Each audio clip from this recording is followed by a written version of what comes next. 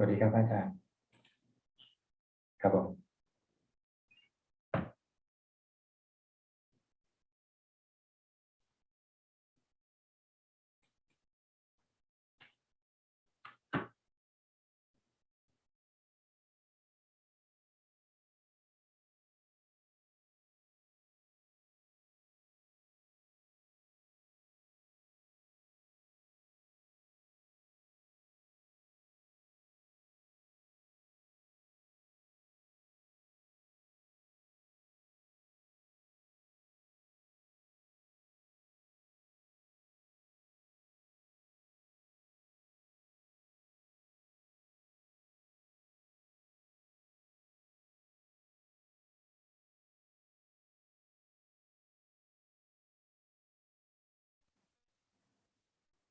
การครับหลวงพ่อครับ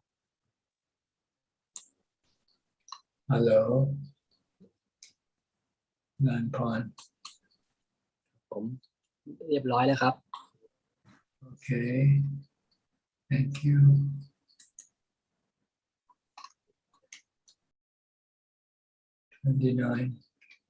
people watching greetings to everybody welcome to our Zoom meeting so I shall start with the first person who is in first Felicia Chan from Malaysia Good evening, Prajan. Today I have 5 questions. okay fine The first one, are the 4 khandhas cannot be controlled and never ending? the khandhas Are the 4 khandhas cannot be controlled and never ending? which you mean by the 4 khandhas there are 5 khandhas Yeah, because 5 khandhas. Sorry. Well, they are anatta, see, they are natural phenomena. They're like the wind, the rain. Can you control them? Okay, thank you. To overcome the pain and 4 khandhas, we must have strong sati. Is it correct? You have to understand that you cannot control them. You cannot force them to do what you want them to do for you. If you try, you get dukkha. Okay, thank you. The third one, are Sotapanna able to see anicca, anatta in each element of the 4 khandhas? Yes, he sees the 5 khandha as anicca, dukkha, anatta. Is it in each element of 5 khandhas? Sotapanna able to see anicca and dukkha, anatta in each element of 5 khandhas? Yes. Okay, sadhu. The fourth question, does Sotapanna have any pain? Physical pain, as far as the body is concerned, Sotapanna still experience physical pain like anybody else. Even the Buddha also experienced physical pain. But the mind is not, have no dukkha regarding the physical pain. Okay, thank you. The last one, should I share merit after meditate? Well, this is not the merit to share. It's for your own personal use. You share with dana. When you give dana, then you can share it. But these merits are not to be shared because you don't know whether you get it yet or not. Okay, sadhu, thank you. Nas Bajan, sadhu. Okay, you're welcome. Sadhu. Next, Bruce Lee from Indonesia. Evening, Ajahn. I have no question for tonight. Thank you, Ajahn. Okay, Billy also from Indonesia. Good evening, Panachan. I would like to ask, how do we motivate ourselves to do the practice? Can you speak a little bit louder? Cannot hear you. Okay. I would like to ask, how do we motivate ourselves to do the practice when we are lazy or feel demotivated? Well, you should listen to Dhammatalk, so read Dhamma books to get inspiration. Or if you can motivate yourself, just tell you that time is slipping by every minute. You're losing precious time if you're not practicing. And you don't know when death will come to you. When this happens, you don't know when you will have the next opportunity to practice Dhamma again. Okay, Good enough? good enough, Panachan. Thank you. Okay. Gok Seng from Singapore.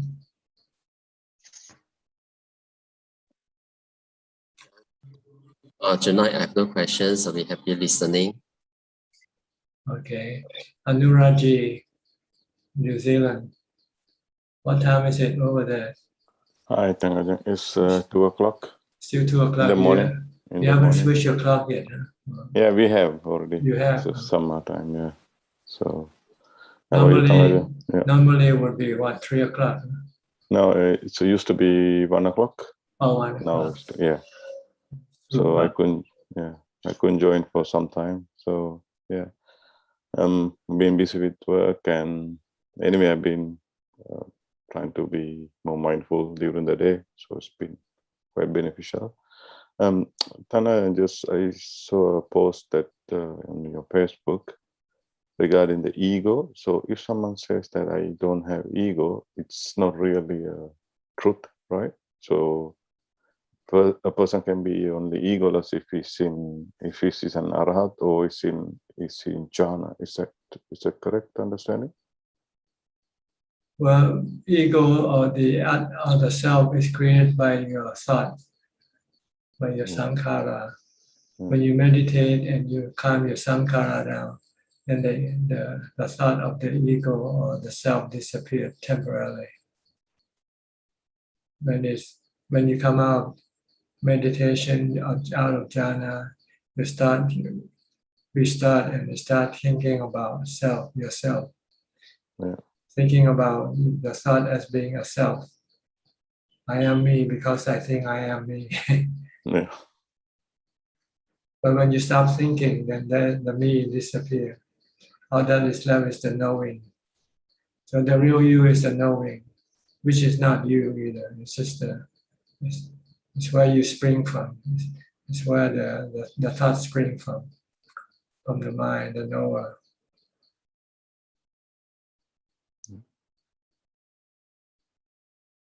Okay. So there's no self. Everything are natural phenomena. The mind, the khandhas, they are just like function. Yeah. The mind is the function, the knowing function. Sankhara, the thinking function. Sanya, the perception function. Vedana, the feeling function. Yeah. Vijnana, the consciousness function. They are just function. They just nobody direct them or tell them what to do. They are driven by different influences, that whatever. Okay. Yeah. Okay. So what you want to do is to understand and to not be attached or try to force them or control them. Yeah.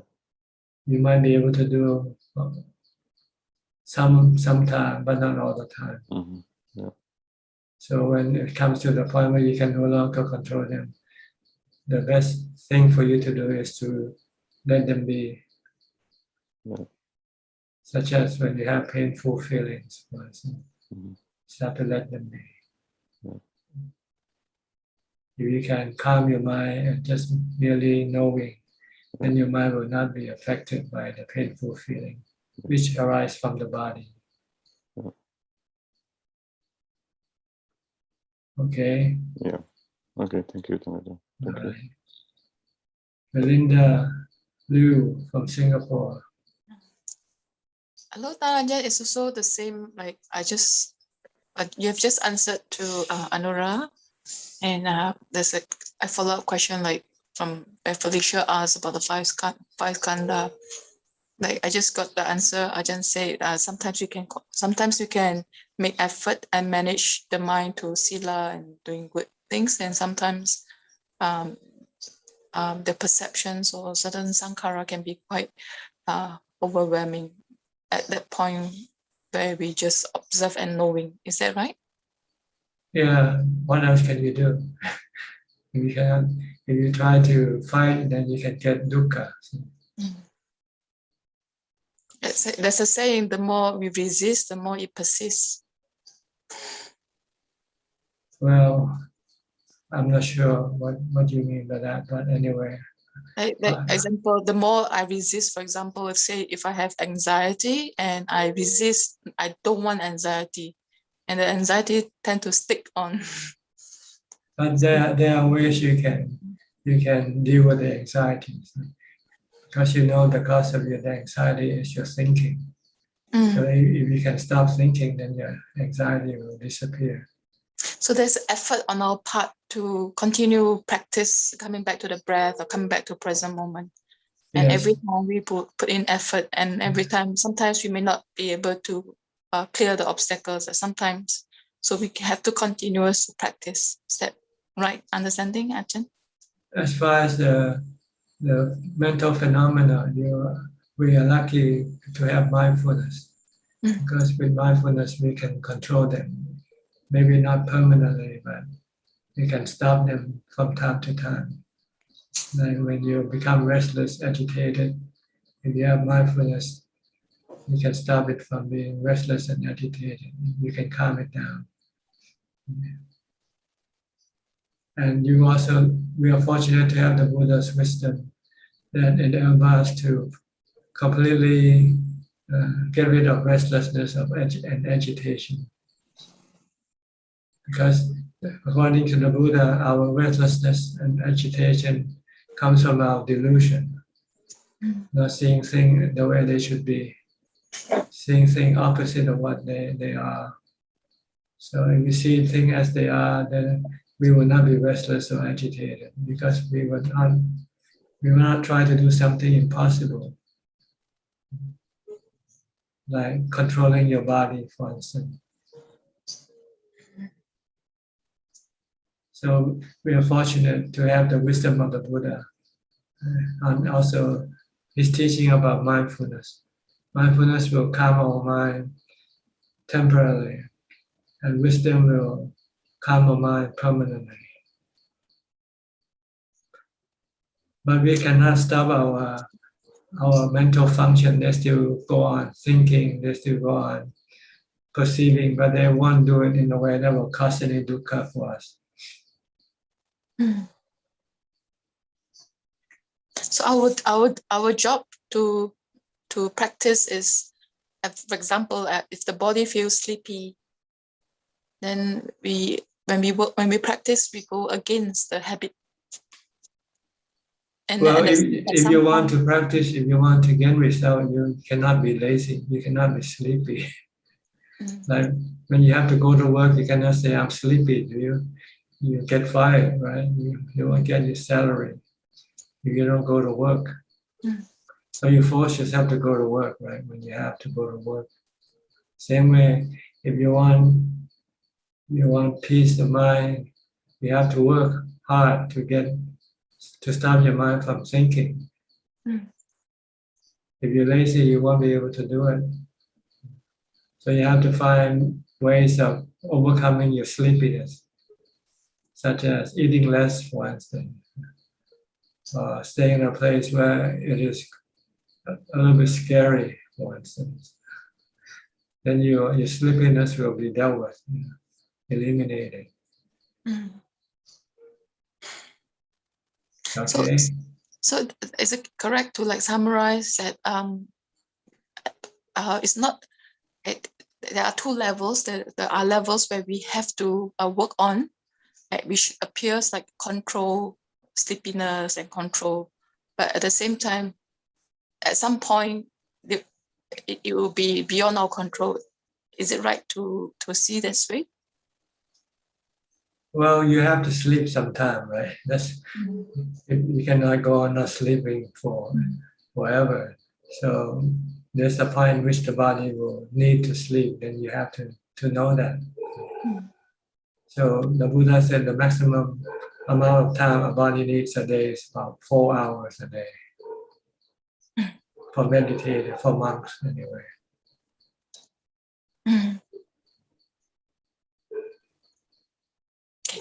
Thank you, Tarajan. All right. Next, Gavin Danapong from Vancouver, also Washington. Hello, John. I have no questions today. Okay. Thank you. Saw your dad this morning. Tell him you're coming over, huh? Yeah. Early next year, hopefully. All right. By the way, his dad is a monk here in Wat Yan. Also. Well, next, Philip from Malaysia. Good evening, Tanajan. I don't have any questions tonight. Okay. Go Lim from Malaysia also.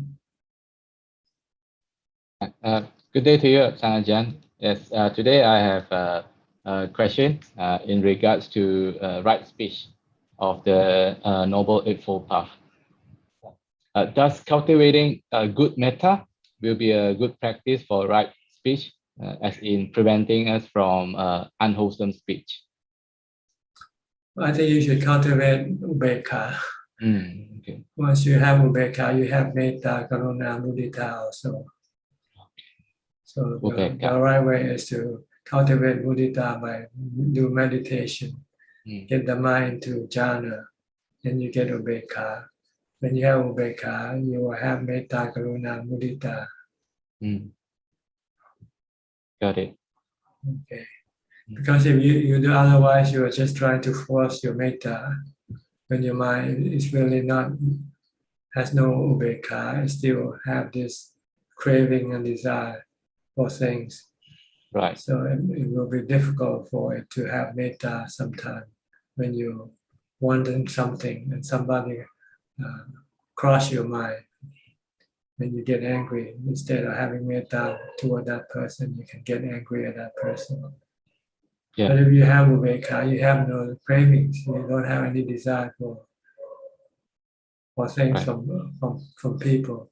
So so whatever they do won't bother you. Right. Okay. Okay. Got so it. meditate, develop Meditate. mindfulness. Yes. And the more ubekha you have, the more metta you will have. Right. Okay. Next, Thank you, Yokbe from New York, my friend of Malaysia. Okay, I'm speaking to Yokbe now. Okay, Yokbe, you're from New York. Yes, good evening, John. Thank you for the teaching, because I have very happy to, because I am using my mindful and my karma, and so I feel much better. Because the point is my question is because I'm still working, I using my mindful in the train. I still using the half hour, 45 minutes. And nighttime, no, I'm sorry, it's a morning time. I'm using 1 hour to do my meditation. Now I feel much better. It's my mindful. Good. Keep doing it. Thank you very much for the teaching. Yeah, thank you. Try to do more mindfulness if you can. You can do mindfulness all the time during the day. Whenever you do, be mindful with what you do. Don't let your mind go think about some other thing. Thank you for the help. Thank you very much. Thank you. Okay. Again, so from Penang. Good evening. No question. No question from you. Okay. Gary from Singapore. Good evening, Tanajan. No questions from me tonight. Okay. Karen from San Jose, California. Anything? Hi, yes, I do have a question. Good morning, and yes, the time changed here. It's 5:19 a.m. A little Back bit and forth. earlier or later. Later. Early. It's 1 hour earlier now. 1 hour earlier. Okay. Yeah, it's crazy. I have a question. Do you have any rule of thumb on how to make a decision, especially a decision that may affect other people or not? And there's a lot of greed. It's about money. It's a legal thing, and I need to make a decision about what to do, and it's really hard for me to figure out which way to go. And I'm trying to not make a decision that will hurt anybody, but yet also not do anything that will hurt my practice. And I don't want the money, but I'm kind of stuck in this family thing. And anyway, do you have a rule of thumb on how to make decisions? Well, whatever you do, as long as they are not harmful to you or others, that's the thing you can do. If you do something that is harmful to you or to other people, then you shouldn't do it. And so by harmful, they wouldn't like it, but they would not be hurt. They would have less money, maybe. I would not benefit by them getting less money. That's okay. That's not harming them. Right? Okay. You don't hurt them, like physically or mentally. And mentally, you cannot help because of their own greed. They are not happy because they want more and they cannot get more. And this is something it's not your fault, it's their fault. Okay, that's what I thought, but I thought I should clarify. Yeah. Okay, thank you. All right. So be sure that you don't hurt yourself or other people with whatever you do. Okay. Okay. All right. Thank you. Next, let me see who's next. Johanna. Yes, good evening, Ajahn. Yes, go ahead. Yeah, Ajahn, I want to ask, can we experience piti or sukha outside of sitting meditation, Ajahn? Yes, sometimes you do, sometimes you don't. It's not always there. Because sometimes the mind can go from start to the fourth jhana without passing through piti. But sometimes you do. So it's not important whether you get it or not. The goal is to get ubekha, to have peace of mind, calm. So Ajahn, if we do meditation more often, then we feel happier and peaceful. I mean, if we feel happy outside of sitting meditation, is it piti or sukha, the happy feeling? They are both, I guess. Just don't worry about the label. As long as you're happy, that's good enough. Okay. Because I feel after experiencing more sukha, my practice seemed to be stagnant, Ajahn. Like I'm not going anywhere. Maybe Ajahn have some advice for me. What should I do? Well, you don't want to go anywhere. That's the purpose of meditation, to keep you still, to keep you safe. See, okay. When you go do something, you usually hurt yourself or other people. Yeah. So if you can stay at home, stay put, then you won't hurt anybody, yourself or other people. Yes. So that's my purpose, to make you happy, being where you are, not having to go after things to make you happy. Yeah, I don't know why I think this way, Ajahn. Like my practice is not going anywhere. But that's what we want. We don't want to go anywhere. Yeah, Where do you want to go? Where do you want to go? If you want to go mentally, the next level, you have to use wisdom. See? Wisdom is there to stop your mind from going anywhere. See? Okay. When your mind wants to go shopping, then you should use wisdom. That shopping is dukkha for you. Okay. When you want to go buy something that you don't need to have, this is dukkha also. Because whatever you get, it will become a burden for you. You have to look after it. And when you lose it, you can become sad. So it's better not to have anything that you don't really need. Have only what you need, which are just the four requisites of life. You know, food, clothing, shelter, and medicine. That's all you want to have. The rest, they are all dukkha because they are anicca. Yes. So the So when your mind wants to go somewhere, you have to use wisdom to stop it. yes, Ajahn. So the feeling of being stagnant, I think it is a delusion, Ajahn, right? That's right. So you use wisdom Okay. to eliminate the delusion, to see things as being sukha, as being good for you, when in fact they all will hurt you sooner or later. Oh, yes. Okay. All right. So you don't want to go Okay. anywhere. You want to stay calm for as long as possible. Okay, Stay Ajahn. calm all day long. Meditate all day long. Oh, okay, Ajahn. Okay. Thank you very much, Ajahn. All right. Next, Alvin from Malaysia. Good evening, Kanajan. I don't have any question today. Thank you. All right. Sri and Jack from Vancouver, Canada. BC, British Columbia. Not Washington. Ajahn. Hi, Ajahn. Hello, Ajahn. Any question? So you go. Question. Yeah, then Ajahn, like during the meditation, when I learn how to ignore the thought and going back to my meditation object, like this method is exactly like when we come out, right? During our daily activities. Like let's say if we hit with like unpleasant things, it's the same method that we'll be using. Go back That's to the right. meditation object. Just focus on your meditation object. Or focus on what you do. Don't be distracted by things around you. Things that you don't really need to know. Just know what you need to know.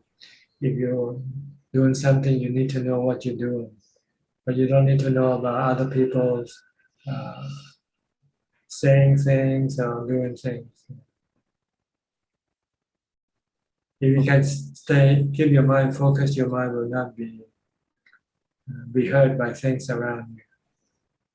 If you cannot stay focused and you start to go and grab things around you, and they can hurt you because some of them you like and some of them you don't like. So when you grab something you don't like, then you're not happy. Okay. So it's better not to pay attention to other things. Just pay attention to your body, your movement, whatever you do. Yeah, so that's why I thought up now meditation is like a training ground, like for our mind. For you to do it in your daily activity. Yeah. But then when we sit in meditation, it's also the same thing, like how to train our mind not to be distracted. Yeah, just to stay focused on something, on one thing. If you're moving around, focus on your body.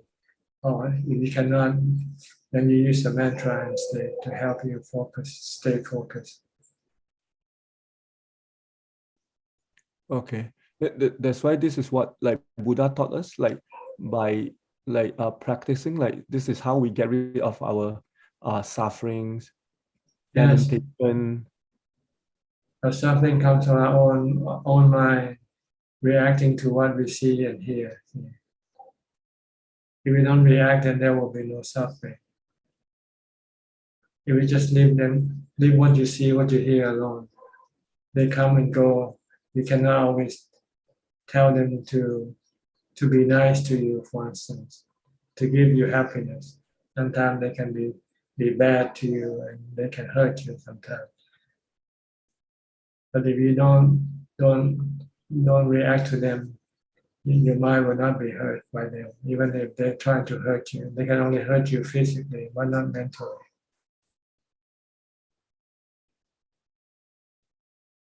Yes. Okay. Yeah. So keep on practicing, whether you're sitting or see when you sit, you have the perfect opportunity to completely calm your mind. But when you're not sitting, when you're moving around, you can only do half of it. You can do mindfulness, but you cannot get samadhi from when your body is still moving around. But you need mindfulness when you sit. So you need to use mindfulness whether you're sitting or not sitting. Yes. Okay. Yeah. Yeah. Thank you, Tanajan. Ajahn, Ajahn. Yes, go ahead. Yeah, just now you said that we are lucky that we have mindfulness. Do you mean like it's because we are human being? Like No, well, I mean lucky because the mind can be tamed by mindfulness.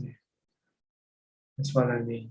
We're lucky to have mindfulness, but a lot of people don't know that they have this mindfulness to use to tame their own mind. Instead, they use other things like drugs, alcohol, sex, entertainment to calm their mind. But then they can do it temporarily, and then they become addicted to them. So we should switch from using things like, things like the sensual object to calm our mind, to make our mind happy, and use mindfulness instead. And then once we know how to use mindfulness to calm our mind, then we know that we need to use wisdom if we want to calm our mind permanently. Because wisdom, mindfulness can calm our mind from time to time when we are mindful. And when we're not mindful, then the mind will become restless or agitated again. So we need mindfulness first. Once we have mindfulness, then we develop wisdom to teach the mind to see that everything will hurt the mind sooner or later, because everything is impermanent. Everything is not under the mind's control. You cannot control them all the time.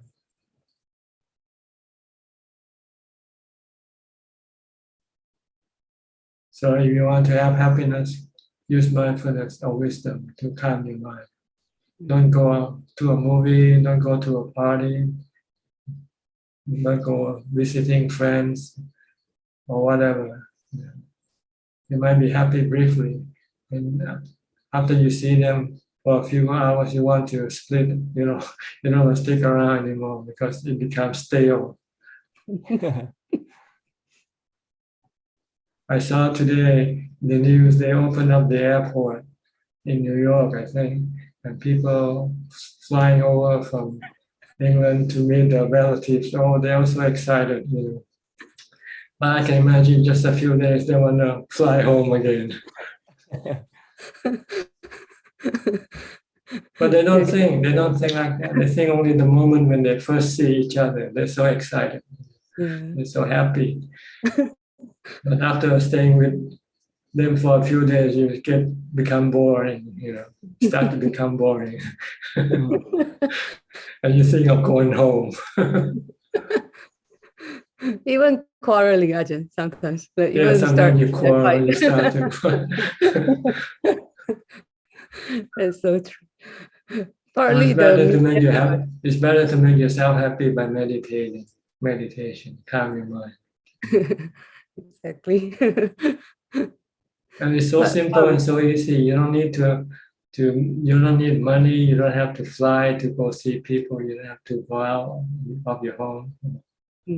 All you need is just have mindfulness. So, right. Mindfulness comes with practice. yes, because we don't have them. But for some people, they already have some of them. So among us, we have different level of mindfulness because in our past life we have developed differently. So if we were fortunate in our past life to have a meditation teacher teaching us mindfulness, then you can pick up meditation in this life very easily for some. For some, it's very difficult for them to meditate because they haven't practiced any mindfulness previously. That's why the Buddha said to have done good merits in the past is a blessing, one of the 38 blessings. This merit can mean dana, sila, or meditation or mindfulness. If you have developed this thing before, you'll find it easy for you to do in this life. If you used to give, you'll find it easy to give now. If you used to keep the precept, you'll find it easy to keep the precept. If you used to meditate, you'll find it easy for you to meditate. If you haven't done it, then you'll find it very difficult because you're starting from zero. Oh. Okay, so our past life more or less determine our ability in this lifetime, what we can do. Some people used to play the violin so they can play the violin very quickly. When some used to play the piano, some used to draw. They can draw beautiful pictures without having to be taught. This is because this thing stay with the mind, comes from the mind, not come with the body, comes with the mind, which didn't die from previous life. So maybe you might be a Beethoven or Mozart. When you come into this life, you might be able to compose music, beautiful music. If you used to be a Sotapanna, you come back and continue on meditating and developing wisdom. Okay. So keep training. However hard it is, don't be discouraged. Just think that wherever there's a will, there's a way. Yeah. Just keep pushing yourself. Can-do attitude. Somebody said you need to have the can-do attitude. I can do it. Then nothing is impossible, right? Once you can do it. Yeah. If the Buddha could do it, I can do it also. If Ajahn Man can do it, I can do it also. Because they're human like us. They have the 5 khandhas like us. They have the mind and body like us. All right? Yeah. Thank you. Thank you, Yeah. Ajahn, for the encouragement. Yeah, for the encouragement. Next, Alfredo from Brazil. Alfredo Obeka. Your Buddhist name is Obeka. Thanks, man. Thanks a lot. I love Upeka, but I feel I'm a practicing man. At twice I noticed that the things is not is not have the things not much important, not my mind is more important than the things. Sati is more important than I don't explain. I don't explain. I don't know how to explain what is not participate the life more intensive. Perhaps not have intention.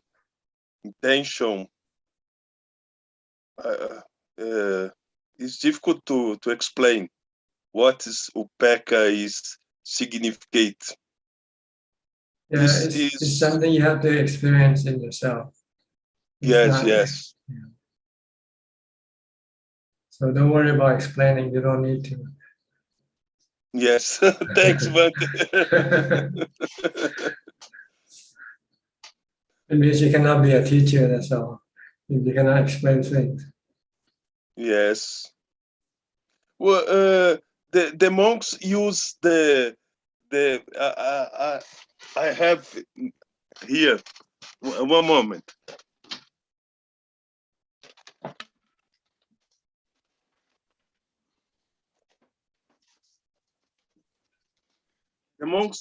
The monks use this for that taps his né? Is anatta, is the training of anatta, né, Bante? Anatta, what is it? I cannot tell from the screen. What is it that you're showing us? The monks have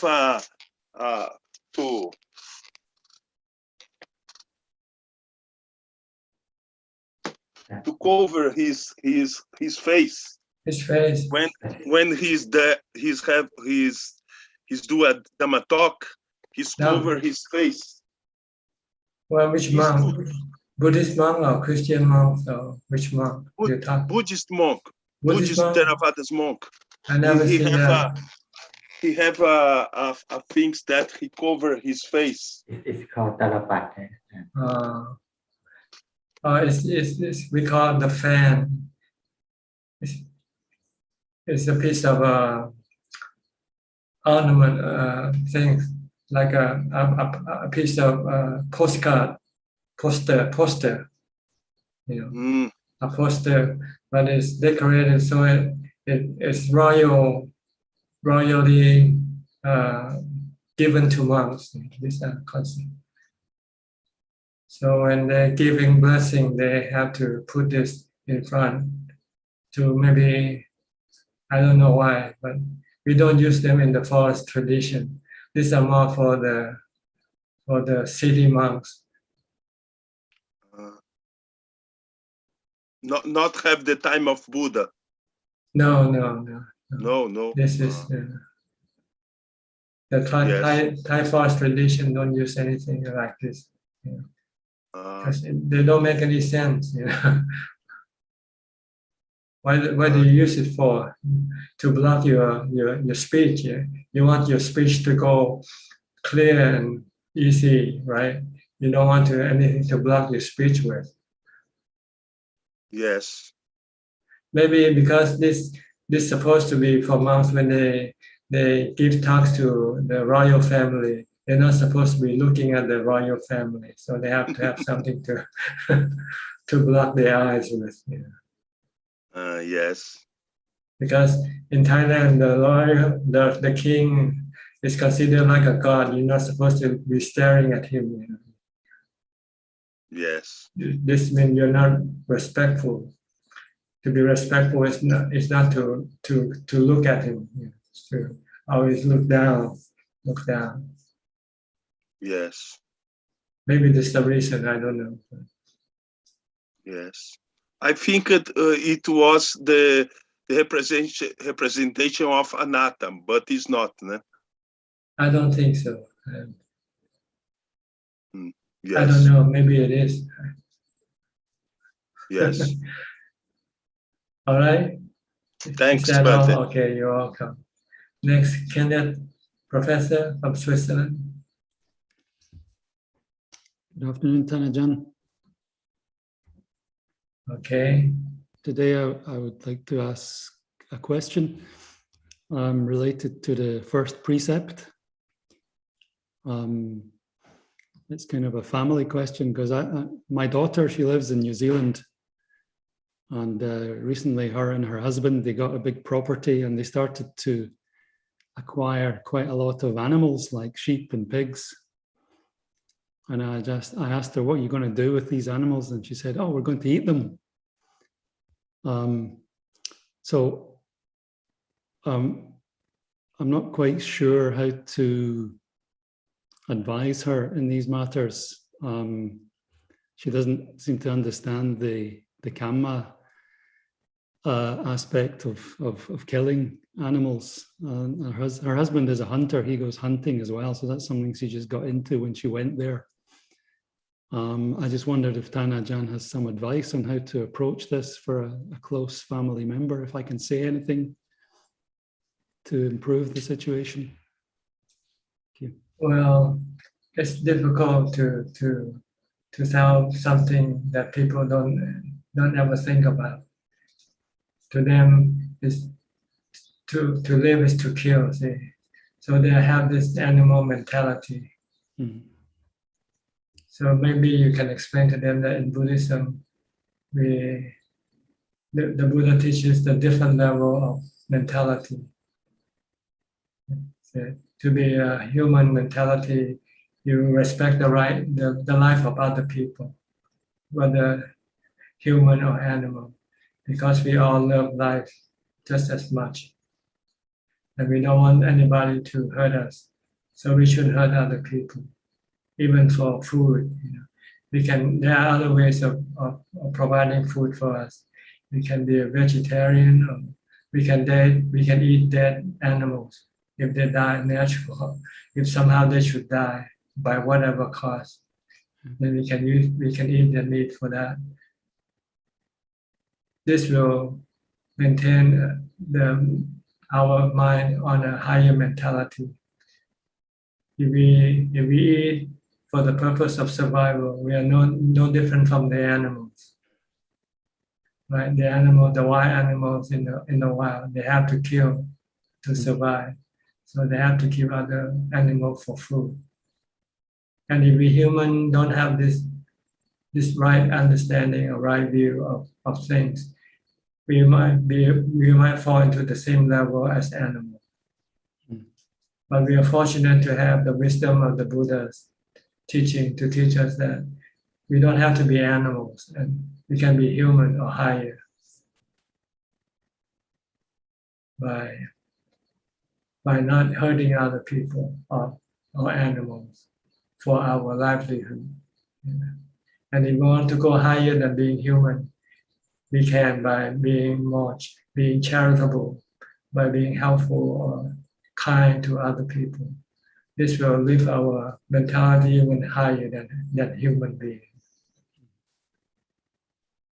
But whether they can accept this or not, I don't know. So maybe it's a touchy kind of thing. You have to see whether they're interested or not. If they're not interested, then they might think, "Oh, you're trying to what?"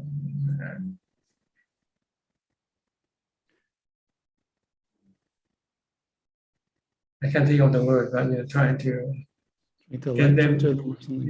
Yeah. Okay. But should they ever ask you about Buddhism or something like that, then you might be able to talk to them. Or even killing.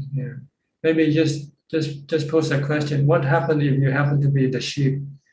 How would you feel like if the human will come and take your life for food? Then maybe she might start thinking about that from that point on. Yeah, I can, when I talk about it, I do see a little bit of a beginning of understanding, but it's I have to be very sensitive, as you say, and not turn them off. But I think your comments are very helpful, Thanajan. Okay. Okay. Yeah, the Buddha said when you want to hurt other people, you have to think, what about if it's the other way around? We find excuse to hurt other people, but we don't have any excuse for other people to hurt us, right? Yeah. Okay. Okay, Thanajan. Thank you very much. Thank you. Next, Vivi from Indonesia. Vivi.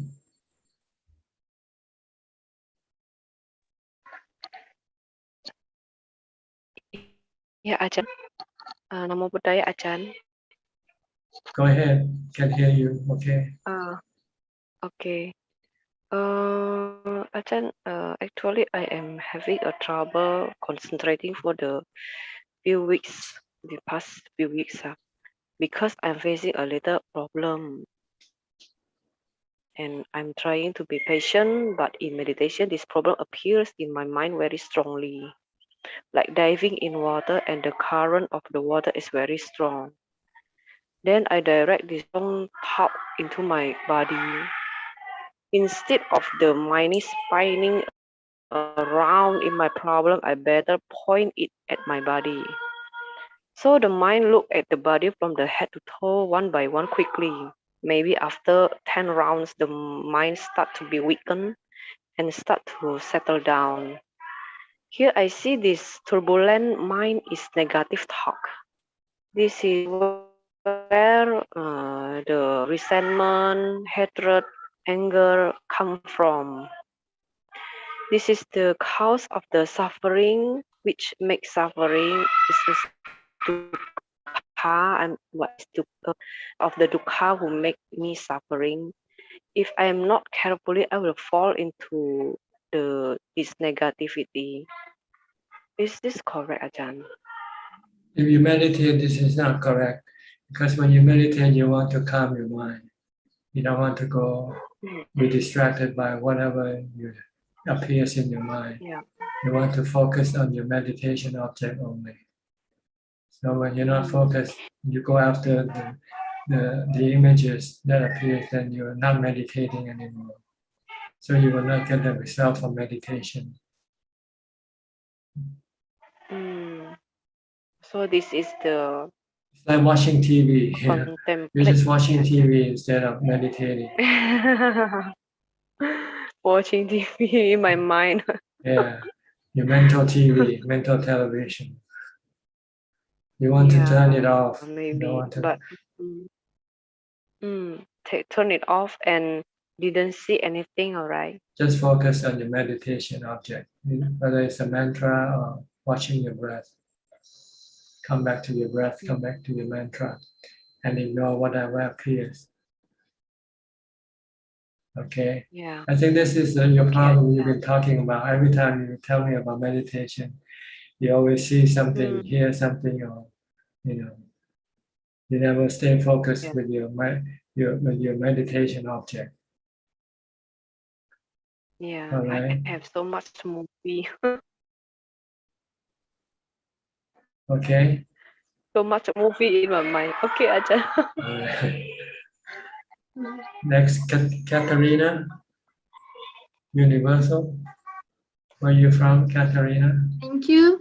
And I was coming once already. I'm from Switzerland. And usually I just follow you on Facebook, but today I wanted to come up also with a question. Like you actually. Thank you. So maybe first I will touch the subject that you just discussed with the couple, maybe from Malaysia recently. You were talking about the stillness of the body for reaching samadhi, and about mindfulness during the day when we are moving, right? So usually we talk about samadhi, sati, and panya together. And as I know, panya can be reached when we have samadhi. So does it mean that only in sitting meditation, still meditation, we can get the wisdom, and kind of sati, the mindfulness, is like an intermediary, while our daily activities, we try to keep that connection to concentration, to samadhi, and this is why we can only be mindful, but we cannot be in samadhi? See, when you're moving around, your mind cannot be completely still, because it has to control the body movement.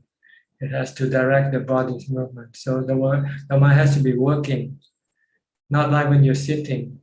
When you're sitting, then you don't have to direct the body to do anything anymore. So the mind can become still, completely still, when you're meditating and sitting posture. But when you're not sitting, you still need to develop mindfulness, because you need a lot of mindfulness to use when you sit to really calm your mind down. Okay. So this is mindfulness. The other half, you say wisdom. How does the wisdom appear? Wisdom doesn't appear from meditation, because when you meditate, you stop thinking, you stop everything, and what you get is just peace and happiness from being peaceful, from the mind being peaceful. If you want to have wisdom, there are two ways of getting wisdom. The first is to study the teaching of the Buddha. You have to learn what the Buddha teaches. Like he said, everything is impermanent, everything is anatta, everything will give you dukkha, or suffering, or hurt you. This is learning to get knowledge. Wisdom is knowledge. And then once you have learned this, the next level is to keep thinking about it so that you don't forget. Because if you just read it once and if you don't think about it again, you can forget. So you want to keep reminding yourself of what the Buddha teaches us to see that everything is anicca, everything is dukkha, everything is anatta. So this is the way we develop wisdom. See?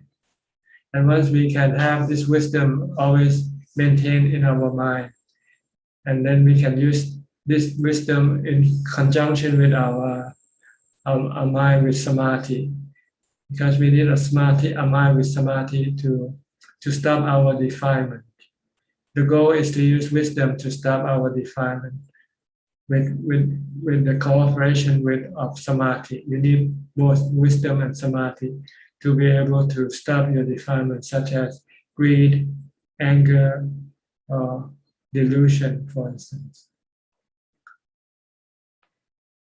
But usually greed, anger, and delusion rise up during daily activity, not in the meditation. That's right. So you want to use it when it happens. See? So you have to learn the wisdom first. Yeah, you have to learn the wisdom first to know how to use the wisdom to stop your greed. Once and if you decide to have something, wisdom will tell you whatever things you want, it is only temporary. Sooner you get it, you will lose it one day, sooner or later. And when you lose it, then you become sad or unhappy. If you don't want to be sad or unhappy, then it's better not to have this desire, to have this thing. So you have to think, you have to train your mind to think in this manner, so that when you have greed, then you can teach your mind to stop, because you will see that whatever you want, it will one day make you unhappy, make you sad. Okay. So this is something you have to keep training your mind to think in this manner. Think that everything that you think is good for you is really not good for you, because they're only good for you briefly, temporarily, not all the time, because they change, they can disappear. So when that happens, you will lose the happiness from them and you become sad. If you don't want to become sad, then it's better not to have anything. This is wisdom. And once you see this, whether you can stop your greed or not depends on whether you have samadhi or not.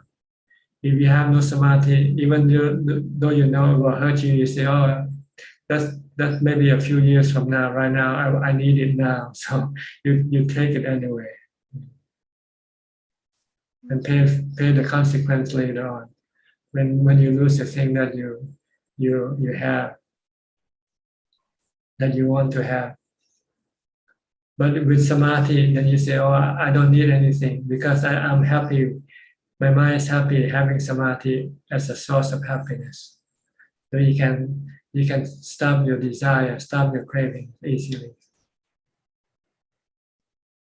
So there is no direct connection of having samadhi at the moment and at the same time having wisdom. Samadhi we are practicing and it reinforces the mind, which is able then. Samadhi gives you the strength to stop the mind from being greedy, being angry.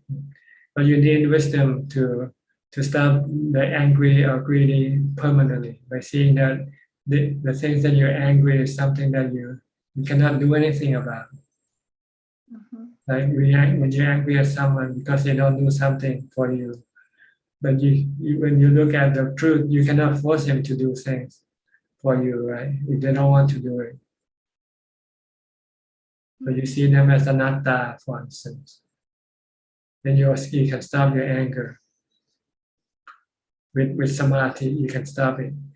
Without samadhi, even though you know you cannot tell them to do what you want, you still want to try it anyway. So you need both. They're like left. You need your left hand and right hand to do things efficiently. So you need samadhi and wisdom to get rid of your defilement, get rid of your hate illusions permanently. But you have to develop them separately.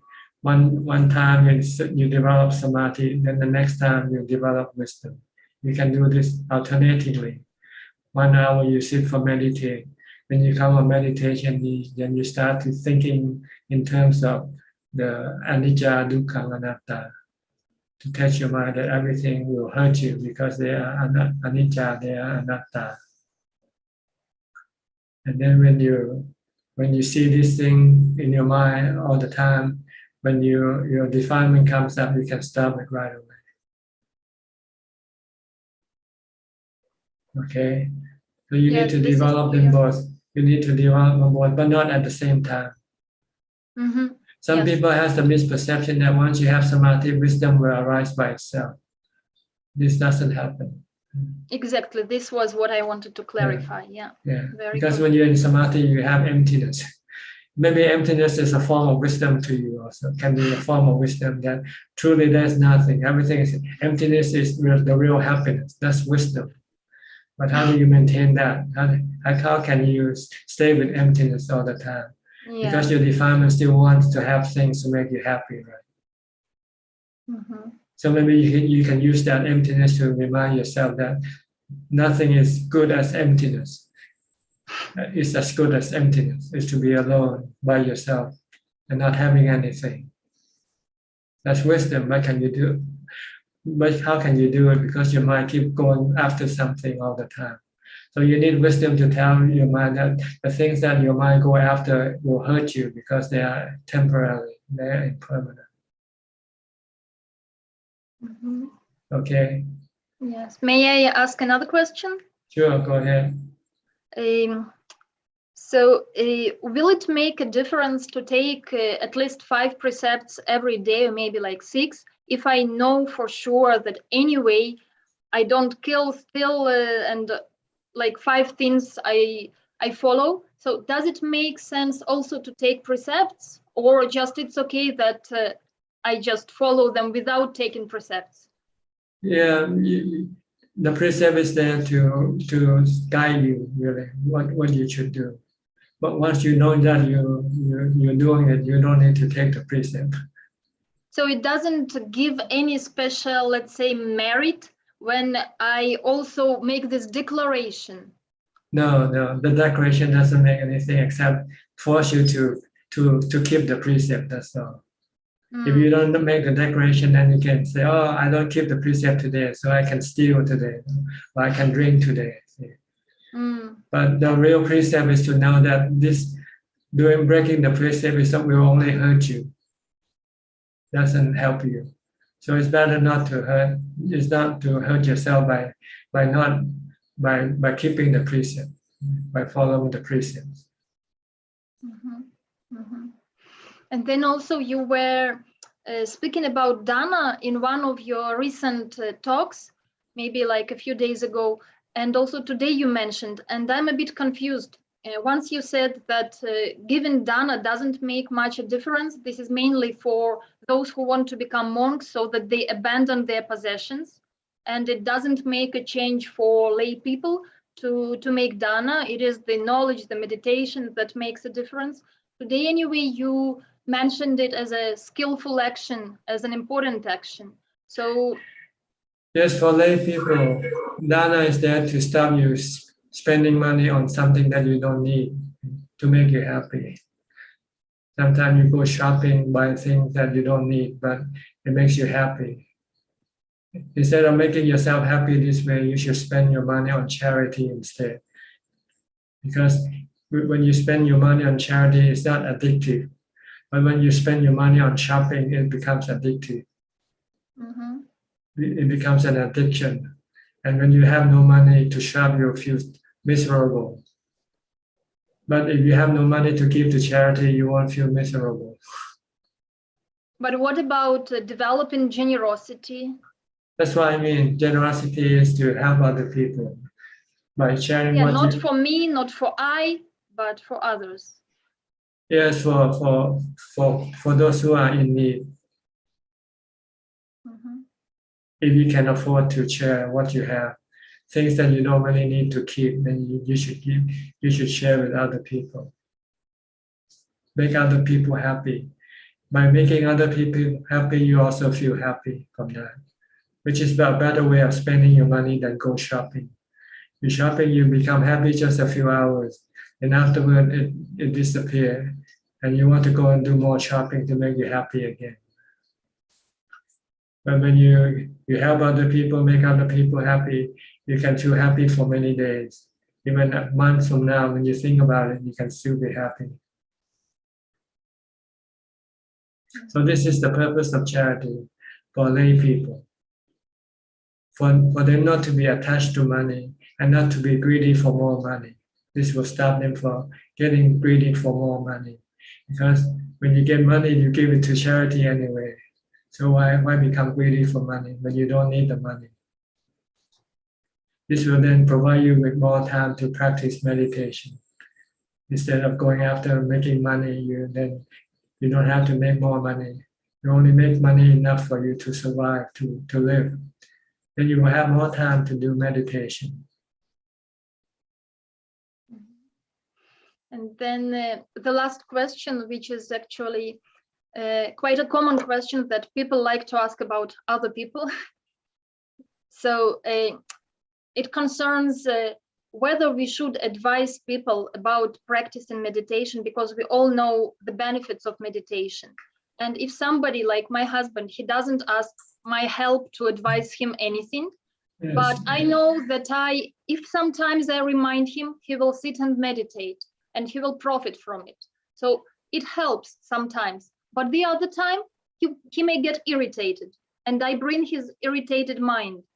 So whether I should really let go and never remind and never try to remind him of the benefits of meditation and that he may do this, or yes, better not. You should treat meditation like money. Do you give money away easily? You only give money only people really ask for your help, right? And you feel that it's a good cause, then you give it away. You don't just go walk down the street and give money to. You just don't walk down the street and give money away to people. You don't know whether they need it or not. But this is the husband. So the same thing. You have to see whether he needs it or not. If he asks you for money, say, honey, can you give me some money? I need to buy some gas with. Then you give it to him, right? But if he doesn't ask, do you give the money to him? He will ask what for, right? I don't need the money.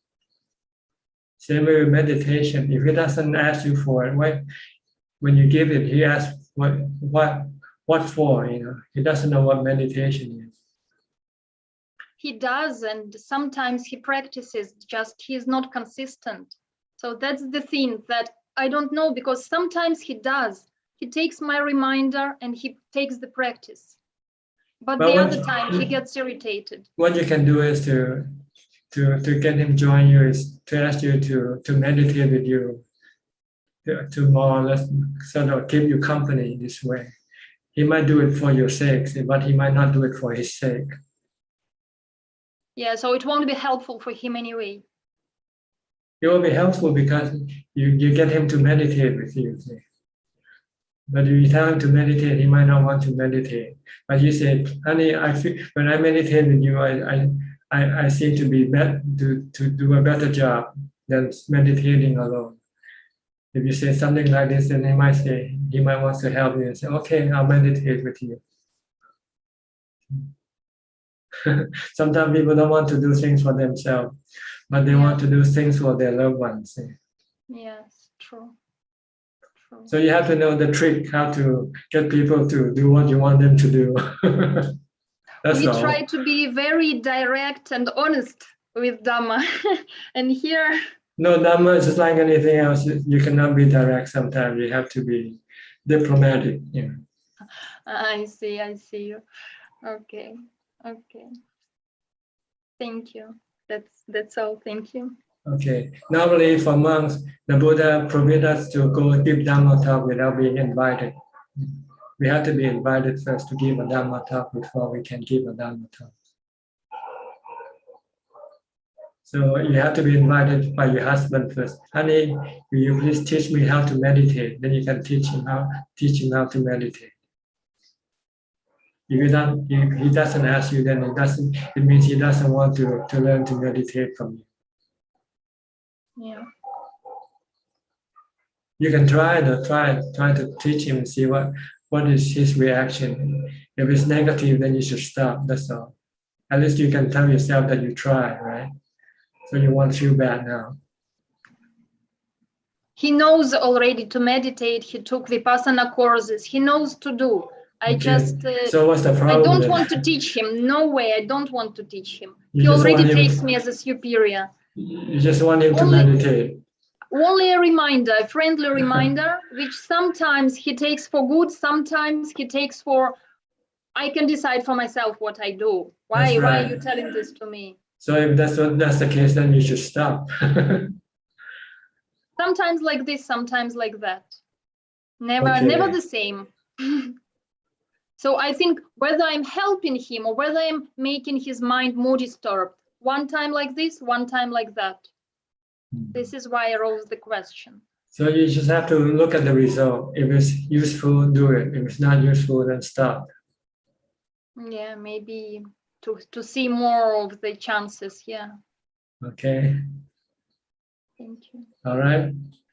Yes, very good. Okay. Thank you for coming in and share your question with us. All right. Next, Sajal Khan from Silver Spring, Maryland. Good morning or good evening, Tanajan. I'm not practicing very well. I think I'm kind of You're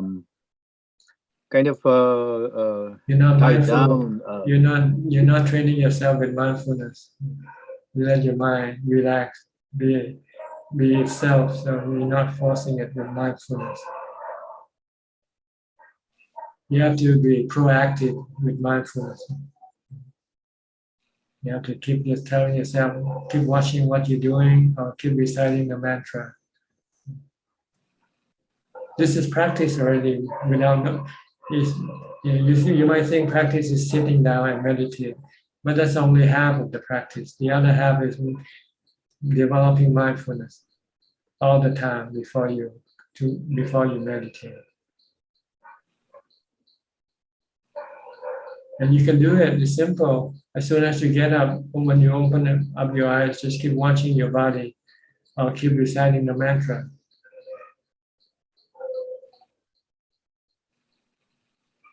Then you're practicing. You want to move forward, don't you? You have to keep walking, right? If you want to move forward, you cannot stand still or sit down. You won't go anywhere by sitting down. You have to move forward. Keep walking. keep developing mindfulness. This is the way of moving yourself forward in meditation. So the primary responsibility is that is kind of at times and most of the time these days is very difficult. So that kind of sucks me right in. But you were saying that even in these situations we can. You can be mindful. Mindfulness. Yeah, you can be mindful with whatever you do, whatever responsibility. If you're mindful, you get things done better than not being mindful. When you're driving, if you're not mindful and being mindful, which is better? Being mindful is better, right? When you're not mindful, you might not get into an accident. You're mindful, then you can prevent it. If you think you're going too fast, then you can slow down.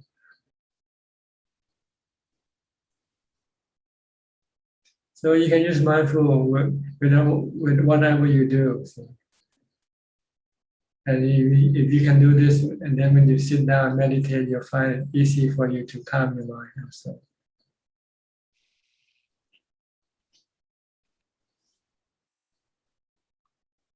Anyway, okay. It's just a thought for you to think about, okay? Yeah, I think you answered me again. Right. Okay, next Nandapat from Bangkok. Do you have any question, Nandapat? No question ค่ะท่านอาจารย์ Okay, Say Yuan from Singapore. Hi, good evening, Ajahn. Yeah, I got two questions today. So one is regards to work, and then another one is family. So for work, I'll be due for some rotation in my job portfolio. So I'll be going to a new government agency. So it will be happening next month. So just want to seek some general advice from Ajahn, like going to a new place, what are the things I should take note of to maintain harmonious relationships with my boss and my colleagues, and there will be some anxiety and so on. So what is some skillful perspectives that I can cultivate entering into this situation? Well, you should be friendly toward everybody, wherever you are. You be friendly with your co-workers, be friendly with your boss, and be obedient to your boss because he's the one who tells you what to do. That's all.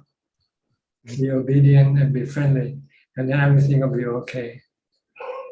So what about like if you feel anxious about entering into a new environment and having new job scope and so on? So what is a skillful way to that I can view this? How skill way to do what? To handle anxiety, entering a new environment, and doing a job that I'm not very familiar with.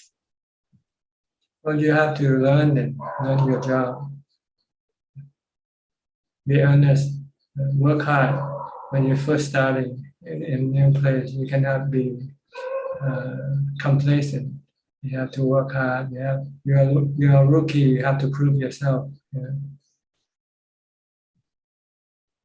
You have to work twice as hard. Then everybody will love you, will like you. Okay, thank you, Ajahn. Will keep that in mind. Go in early and leave late. Don't go late and leave early. But Ajahn, you also say don't work so hard because you don't need so much money. Well, this is a different situation. So you're asking me different questions. So this is a different situation. I just apply them to the same thing. If you ask me generally, yes, don't work too hard. Meditate better. But now you're asking me about getting yourself into a new environment. So this is how you have to do. Okay, thank you, Ajahn. So my second question is with regards to family. So unlike me, my dad has already retired.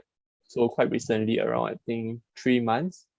So now he has more time at home. He's been quite active with the house chores. So I just thought of seeking Ajah's advice that as children, and then now that my dad has more time, what is a good way to involve him to slowly meet the Dharma, and how can I help him in this respect as a son? I think you should leave him alone. If he's happy being what he is, then leave him alone. If he wants to learn Dhamma, if he wants to ask you, then you can tell him. Or you can leave Dhamma books around the house in case he got nothing to do and he might pick up the book and study and read it himself. But this is not something you can push people with. Because people are sensitive toward religion matters. And when you teach religion to them, they start to think you're trying to convert him or something, So they might react negatively. So better not to do anything to convert. In general, this would be the same, right? Like regards to your partner or your friends, even for someone. Yes, with everybody. Religion is something sensitive. You have to see whether they're interested or not. If they're not interested, then you might try, but just once, to see whether they want to or not. If they don't want, then you can stop. You might say, why don't you come and join our Zoom meeting? on Tuesday night. Invite and see. Okay, maybe I'll try that. If you don't, then okay. So Right? You have done your duty. You have done your job as a Buddhist. You share your Dhamma with other people. But whether they can accept it or not, that's the problem, not yours. Okay, I understand, Ajahn. No other questions from me. Thank you. Okay. Next, Fong Xin Yi from Malaysia. Where's your mother? Good evening, Tanajan. My mother is a bit under the weather, so she's not very well. I see. Okay. Yeah. So that yes, that brings me to my question. So like for someone who's feeling not very well, so any methods or what can they do to maintain their mindfulness, because their mindfulness tends to be lacking?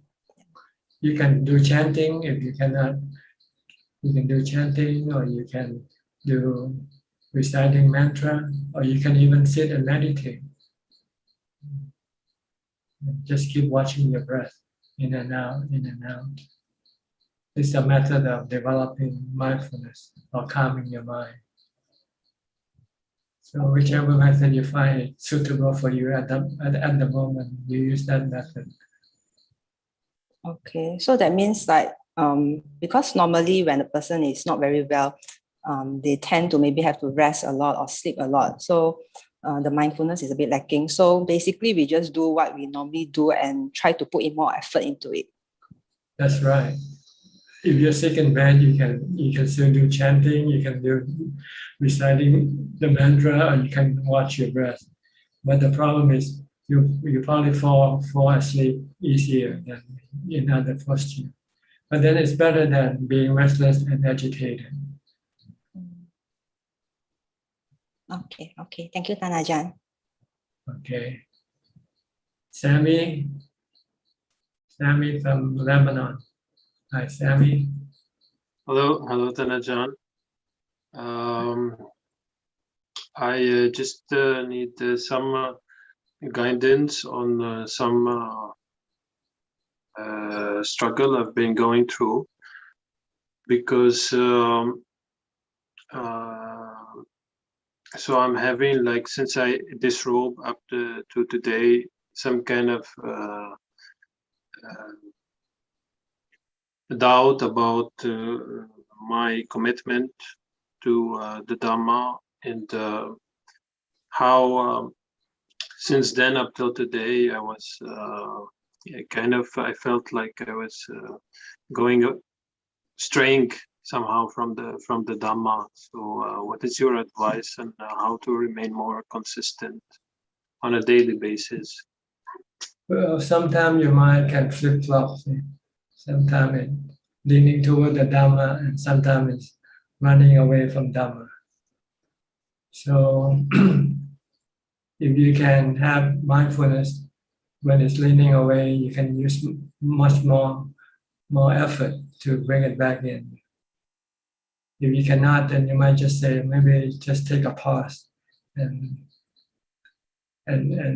just let the mind be for a while. If it doesn't want any Dhamma, okay, fine. Maybe after a while, it will then come back again. This is the nature of the mind. Sometimes it goes here and there, and then it wants to come back.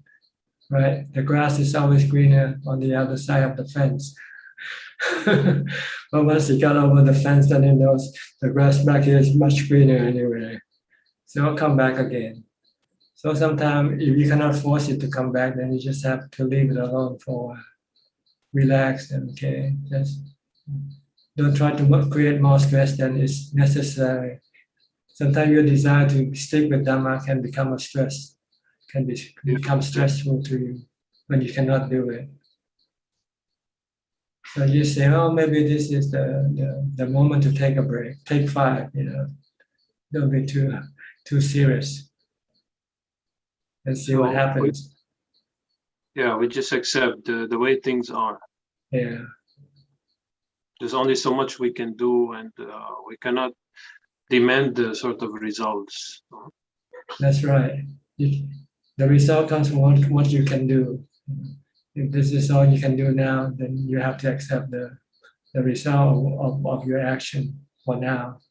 And maybe later on things will change. It will change. The mind keeps changing back and forth all the time.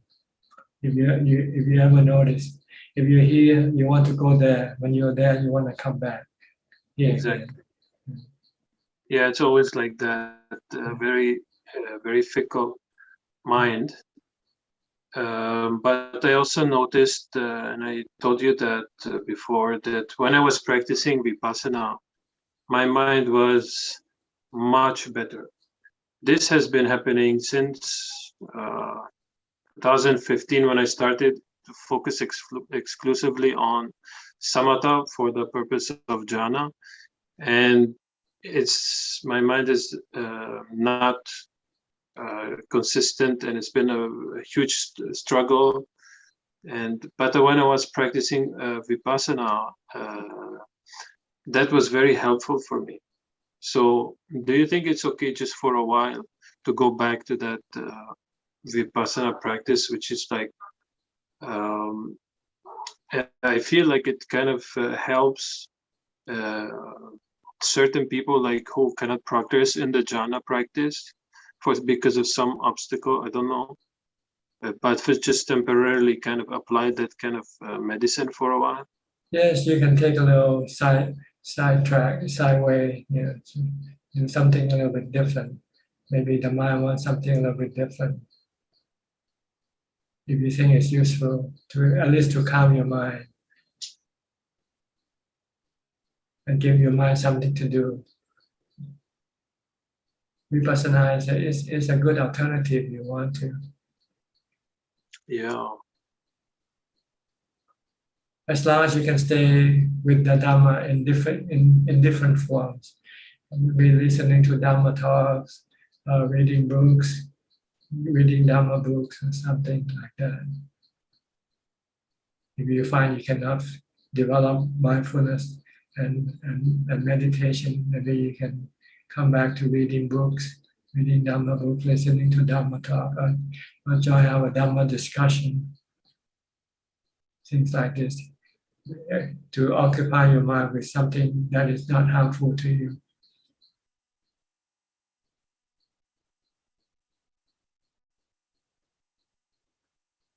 Okay. Thank you. All right. I think everybody has asked questions already. So I think we'll go to Facebook now. See if there's any question from Facebook. Yes, we have 4 questions from Facebook, Thanajan. 2 questions from Tony Yep. The first question is, Dear Thanajan, good evening. I would like to ask, a Sotapanna have greed, hatred, and delusion.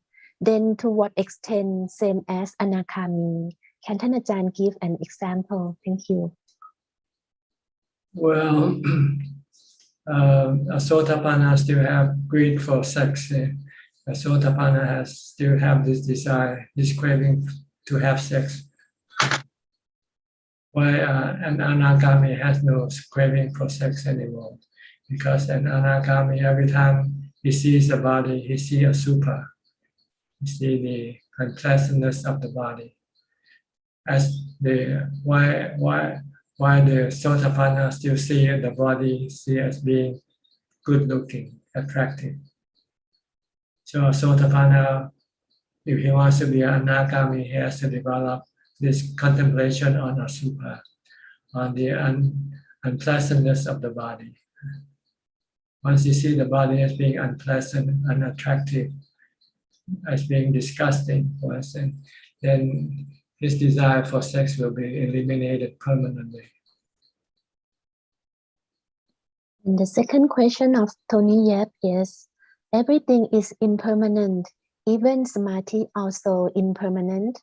So how about mindfulness? Thank you. Well, they are also impermanent. You cannot be in samadhi forever. You cannot have mindfulness all the time. Sometimes you also lose a little bit mindfulness here and there from time to time. Next question from Chinese Shin. Ajahn, I have one question. How to deal with the red ant in front of my house? They have been there for months. How to make them move? Thank you, Ajahn. Why do you want to do anything with them? They're happy there. Leave them alone. If you can leave them for months already, why cannot you leave them like forever? If they don't bother you, if they don't hurt you, why do anything with them? And next question from Ben Chuan. Good evening, Thanajan. According to Vinaya, New Ordering, the first 5 years should stay with the teacher. So if I'm in Malaysia and would like to stay with you as my teacher, how to make it possible? Please advise. Thank you. Well, you can read my books, and if you have any question, you can send in your question. And one more question from Yapto. Namaste, Ajahn. I have a question. There are 2 ways to be a Sotapanna. It's Sotapanna Magga and Sotapanna Phala. What is the difference? Well, the Magga is the cause, the cause, and the Phala is the fruit. It's like planting a tree and bearing the fruit. Yeah. The Magga is like when you plant a tree. You have to plant a tree first before you can get the fruit from the tree, right? Without a tree, you won't get any fruit, right? Like apples, if you want to have apple fruits, you have to first plant the apple tree. Planting the apple tree is called Magga. Okay? And when the tree bear the apple, then this is the Phala. So for Sotapanna, he has to develop Sila, Samadhi, and Panya. This is Magga. Okay. And once he have developed enough Sila, Samadhi, and Panya for the level of Sotapanna, then the Phala or the fruit of the practice will bear fruit. Okay. And one more question, Ajahn. A question from Trendy Wu. I was told that Arahants still make mistake. What's Ajahn answer to this? Thank you. I don't know. I think we all make mistakes sooner or later, but maybe not intentional. With an Arahant, I don't think his mistake is intentional. He might walk and might step on a banana peel and slip or fall or something like that, but it's not intentional. It's accidental. Okay. That's all, Thanajan. Anybody would like to ask any more questions? You're welcome. Evie, okay? Evie. Yeah, Ajahn. Ajahn, I want to ask. Sometimes I miss a lot of important things because I keep my mind don't think too much, all right? But it turns out that it is also wrong. I am often angry by my husband or my mother-in-law because of this. Sometimes I am addicted to meditation, so I lose track of time and I start to get bored with all external things because external thing is very noisy for me, and if I am alone, it's very good for me. But the opportunity to be alone is very rare. Like tonight, I am half hour late because join Zoom because I just finished meditation and my mind is blank. I don't even know what to asking. I have to think and wake up my mind and I can start zooming. So how can I balance all this, Ajahn? On this side, I am trying to stop my mind to thinking. On the other side, I am required to always remember the task and have to think. Well, it's like driving a car. You have to park a car sometime and you have to drive a car sometime, right? So you have to know when the right time to park and when the right time to drive. That's all. The mind is like a car. So when you park, you meditate. You want to park your mind, you meditate. When you want to work your mind, then you stop meditating. Do whatever work you have to do. And can this, if I want to meditate, I just meditate. If I want to think, I must to think. But can it make our mind get difficult to concentration because sometimes we think, sometimes we stop, sometimes we think, sometimes we stop. Like a machine, if we start and get off, start again and off again, can the machine will be broken, right? It means you're not going anywhere in your practice because you're walking 2 steps forward and then you're walking 2 steps backward. So how can I do it? You have to go live alone and then practice all the time. Yeah, I think this is it's very good to living alone, but still impossible lah. Still cannot mention. And I also have a stupid thought that is quite terrible. Every time my mind starts to go silent, almost empty, my breath starts to stop. At this point, the fear arises. Because of a term, if your mind is empty, you will be possessed by another creature. The body is taken to another creature. And the mind begins to move again, this fear present itself. How should I erase this theory from my mind permanently? Just use the mantra, recite the mantra, Bhutto, Bhutto, Bhutto. Bhutto until the mind is empty. Yes.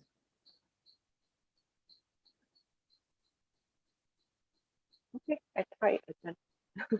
Okay.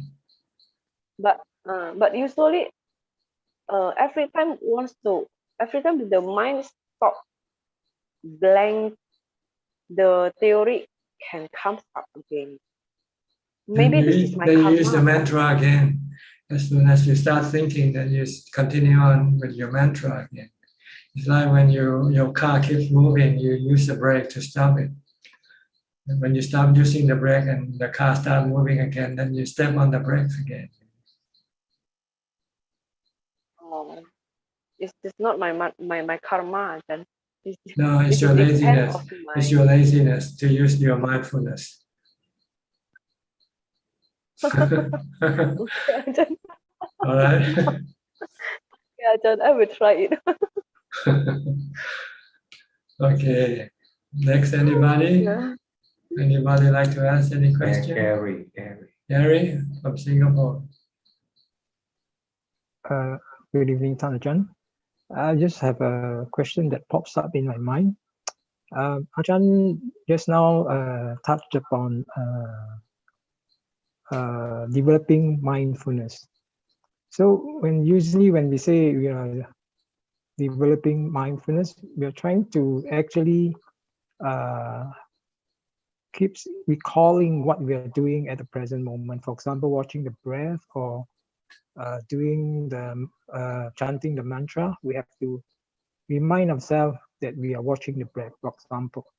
So it has an element of being recalling what we are doing. It's like remembering. Not remembering, just watching what you are doing at the moment. You don't recall what happened in the past. You stay in the present. Just keep watching what your body is doing right now. Yeah, it's like watching what we are doing and not let it slip and go to the past or to the future, or to think about any other thing. Okay. So what's the difference between, is there a difference between mindfulness and awareness? Being aware and being mindful, is this interchangeable? I don't know. You have to look up in the dictionary, I guess. Okay. All right. I think maybe I need to do that. Yeah. Thank you. Okay, that's all. Huh? Yeah, that's all. Thank you. Anybody? Karen, go ahead, Karen. Hello again, Tanajan.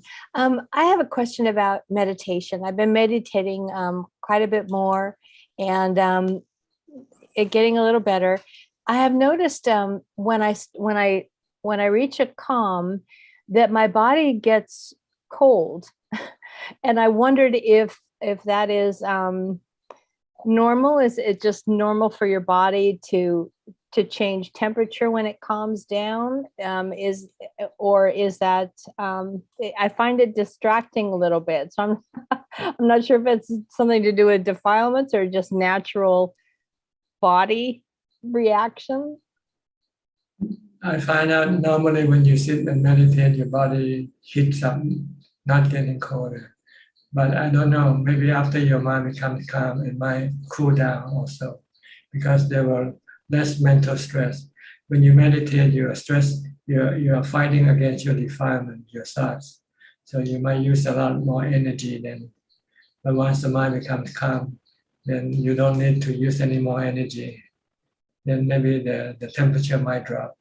But this is not important. The important is to have your mind to become calm. That's the goal of meditation. The other thing, just consider it to be a byproduct, which doesn't matter.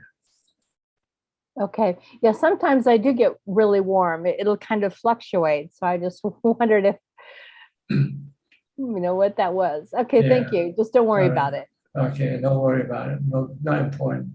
Okay, thank you. The goal is to make your mind calm, peaceful, and happy. All right.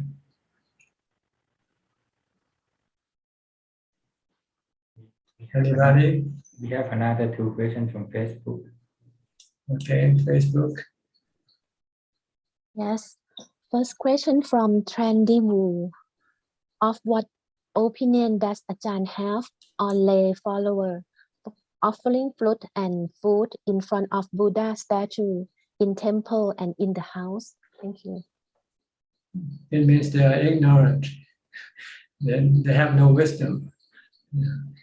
How can a statue eat anything in the first place, right?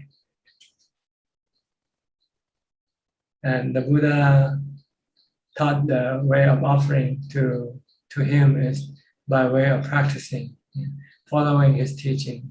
This is the right way of offering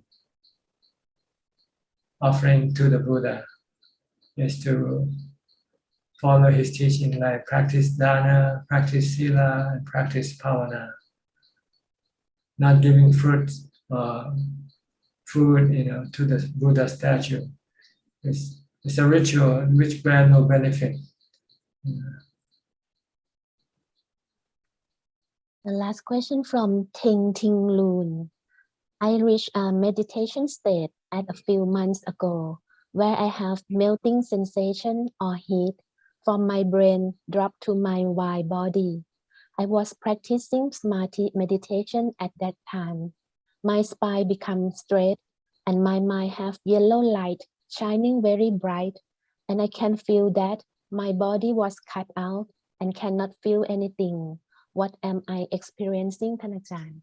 Just mental imagination. Don't pay attention to it. It's not what you want from your meditation. It means your mind isn't yet calm, so you should continue on meditating. It's just a mental imagination. The mind just creating this imagination to distract you from your meditation. That's all, Tanajan. Okay, check from Vancouver. Tanajan, I have a comment and a question. Just now you were talking about like people meeting in the airport, meeting together and being happy, and that's often the side that we see on that's often what the media trying to, I think all the media trying to show us, and you're the only one, this is the only place I can hear the truth, like about what happens after. Like nobody will show you what happens afterwards, like after the happiness of the meeting. But you show you're the only one that tell the reality, Ajahn, that it's this is everything. this is the way of vipassana. When you look at everything, you should see the other side too, not just the one side. Our delusion forces us to look only at the pretty side, the good side, the happy side. Right. It doesn't allow us to look at the sad side, the downside of life. But in life, there's an upside and there's also a downside. Yeah, this is the channel to balance our mind, Ajahn, to get the truth. To get the truth, yeah, to prevent you from falling into the trap. Happiness is a trap in which you will fall into the trap of suffering. Happiness is just a trap. Once you get into that trap, then you get suffering afterwards. What happened after a few days, you have to leave, and you say bye-bye, and you shed a few tears, right? But you're happy to go. You don't want to stay any longer. But no, you don't get to see that side of the, like in the news, for example, nobody will show you that. Nobody will show you like, oh, after the happiness, you know what I mean? Like, but yeah, you're the only one that tell us the truth. Well, they want to bring you good news, make you happy when you see it. Because there's so many bad news already, so they thought maybe they'll bring you some good news also to balance out the news. I have a question, Ajahn. I think I've heard you talk about a few times, like for being the Sotapanna, we focus on the first factor and the Sakaya Ditti, and the second and the third it's automatic, right? Ajahn, it's sort of like following, like after you can see that the five khandhas is That's not, right. you know? Because when you can see the five khandhas mean anicca, dukkha, anatta, it means you see the Dhamma. And by seeing the Dhamma, you know that the Dhamma comes from the Buddha. This teaching comes from the Buddha. So you have no doubt in the Buddha and in the teaching, whether they are real or not. They're happening right in your mind. And the one who can see the Dhamma and the Buddha is the Sotapanna, which is a noble disciple, the Sangha. So you have no doubt in the Buddha, Dhamma, Sangha forever. You don't need to go to India to dispel your doubt. Even if you go to India, it will still not dispel your doubt because you don't see the Buddha, the Dhamma, and Sangha anyway. You just see places where the Buddha used to stay, used to be. But that is more historical, not live, like when you practice vipassana. When you have to let go of your attachment to the five khandhas, you see dukkha and the cessation of dukkha. Once you have achieved, you are letting go of your five khandhas. When you are attached to the five khandhas, like when you are attached to your body, when it's being exposed to danger, you have dukkha, you have stress in your mind. But once you use wisdom to teach you that your body, the body is not you, and the body is temporary, it has to die one day. And when you accept this truth, then your dukkha, the stress in your mind will disappear. So you see it in real time. So you have no doubt in the teaching of the Buddha, the Four Noble Truths. And you have no doubt in the Buddha who teach this teaching. Without him, this teaching won't be around for us to learn and practice. So once you get this, you also know that the dukkha arises from your action, from your mental and your physical action. If you think of doing bad karma or did bad karma, you have dukkha in your mind. You feel bad. So anytime or when you decide for something that is impermanent, and you don't get it, you also get dukkha, right? When you lose something. So when people feel bad, it's usually because they lose something or they did something bad. So the way to make yourself don't have any dukkha is not to do anything bad, and not to have any attachment to anything, to any desire for anything. So you don't need to perform this rituals like some people do when they're not happy, when they're sick. Sometimes they offer something to the spirit, to the God, or to whatever, to make them feel good. Yeah, that's all. But you know, this is not the way to do it. The way to do it is not to do any bad karma, or not to cling to anything that you will lose. You have to lose, or have any desire to have something back. When you lose something and you want it back, that makes you feel bad.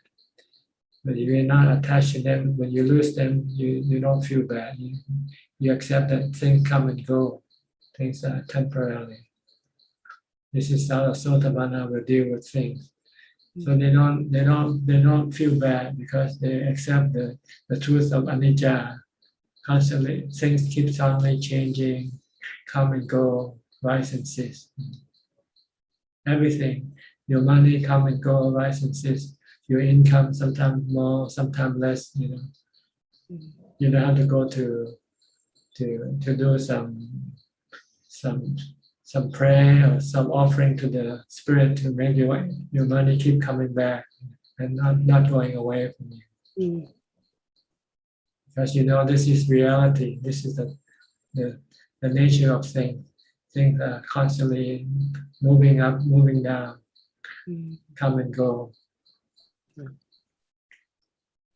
So you have you don't do any rituals to make you happy, to perform any rituals, pray to the Buddha statue or whatever, to make you feel happier, because there is hope. Once you pray to the Buddha statue, then things might get better, right? Your sickness might get better, something like that.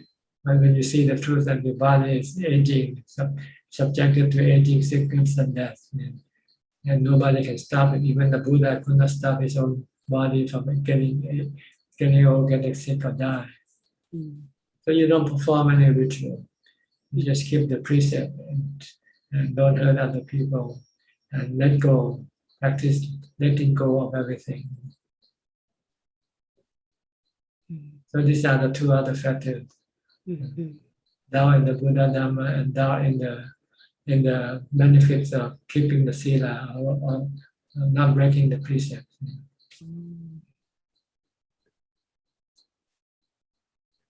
Ajahn, like the ritual one is actually doubt of the precept. Oh. Because when you did something wrong, you feel bad, so you go and do some rituals to make you feel good. Oh. But if you didn't do anything bad, then you don't feel, then you won't feel any, you won't feel bad. So there's no need to do any rituals. People do rituals to get rid of their bad feelings when they're not feeling well and they don't know what to do. So they go do some rituals to make them feel better.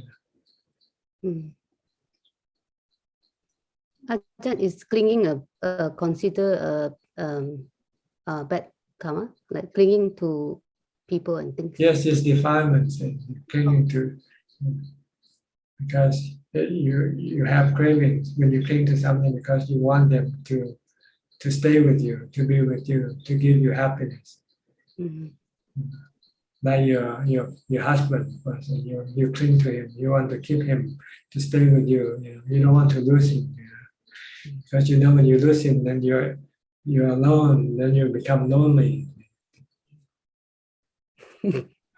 But by trying to cling to him, when he wants to leave you, then you will have dukkha. But if you see that he's impermanent, he can go, he can leave you any day, and you don't cling to him, so when he leaves you, you won't feel any sadness, because you know that this is the way things gonna work sooner or later. there will be separation, right, from the one you love, from the things you love. But you still want to cling to the things you love, cling to the thing you like, the people you love. So when there's separation, then you have misery, you have sadness. Yeah. So you have to let go of everything because you know nothing lasts forever, even your own body. So this is the Sotapanna wisdom on this level. We see anicca, we see impermanence in things and people.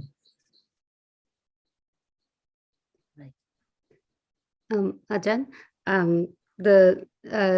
you after that you always talk about sexual desire, right? But the fifth fetters is also automatic. Like if you can get rid of the sexual desire, is it the same? Yes, yes. The fourth and fifth, the sexual and the feeling of unsatisfaction. Really, that's what it means. When you're not satisfied, that's because you want sex and you haven't yet got any sex, so you become dissatisfied. You're not happy. Oh. So you tackle the sexual desire, and the fifth fetters will come like it's a. Yeah, they come together. Come together. When you have no sexual desire, then you won't have this feeling of emptiness or void or loneliness. Oh. Even people when they don't have any desire for sex, they can live alone. But as soon as they have desire for sex, they feel lonely. They have to have somebody to accompany them. Oh.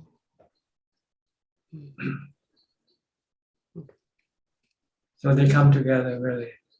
So you only tackle one, and the other will fall in place.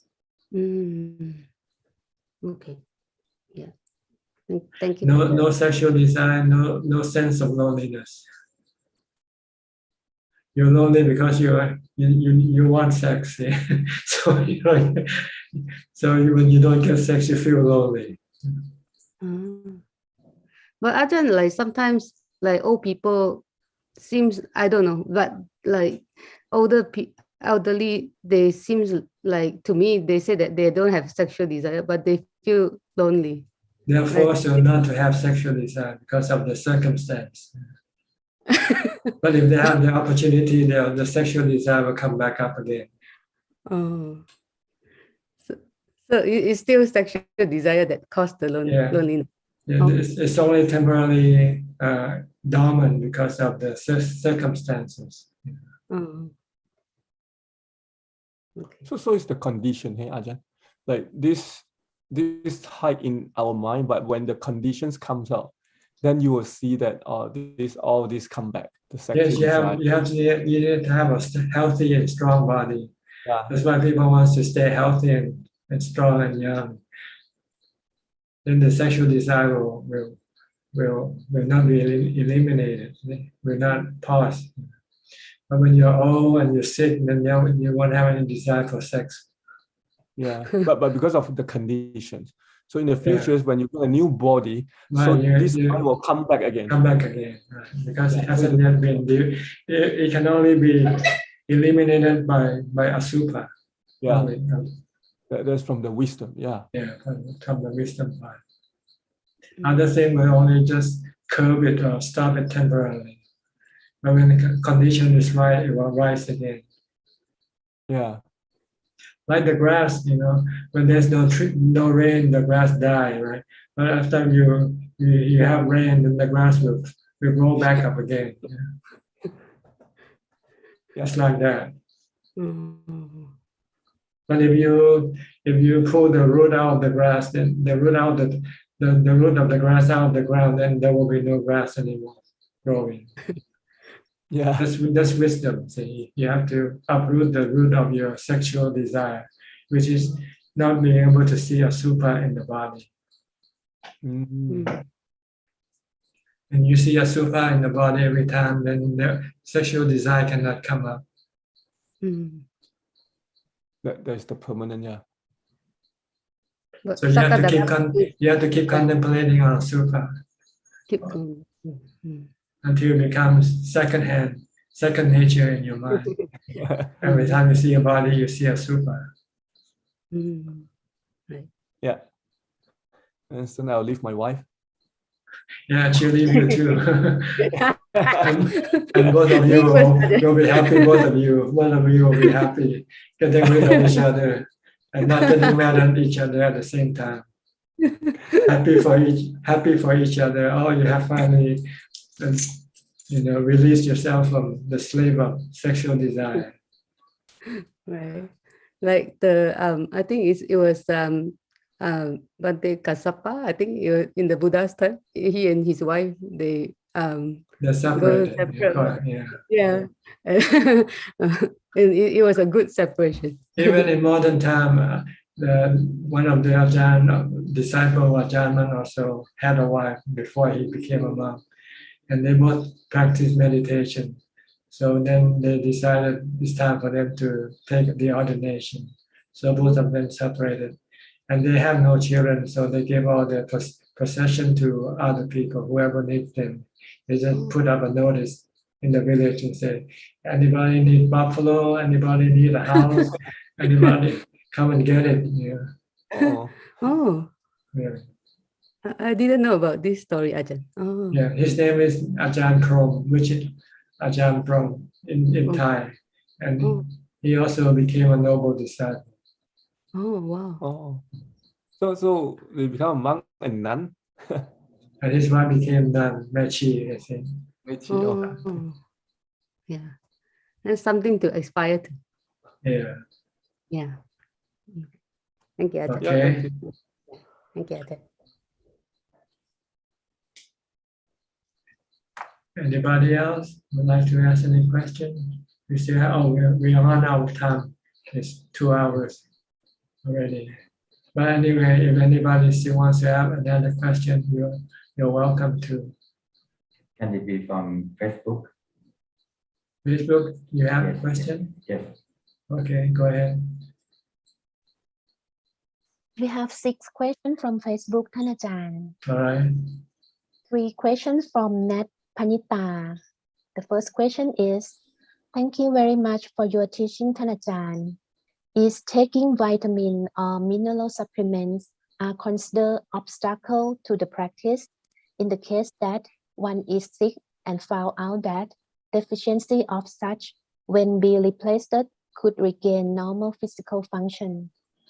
No, you can consider it to be food to support your life, your body. So it shouldn't be any obstruction. Second question, how about consumption of such mineral and vitamin is better in the form of natural organic food that are more potent with natural enzyme and in addition can heal ill sick body instead of depend on taking vitamin tablets. It is an obstacle for mental training if one moderately careful about eating healthy, spending resource in moderation, proper time and money for it. Thank you. Well, it depends on how much time you have to spend on it. So you want to spend as little time as possible in dealing with your body. Make it the most the simplest way is the better. The best way is the simplest way. Because regardless of how well you look after it, it's gonna end up dying anyway in the end.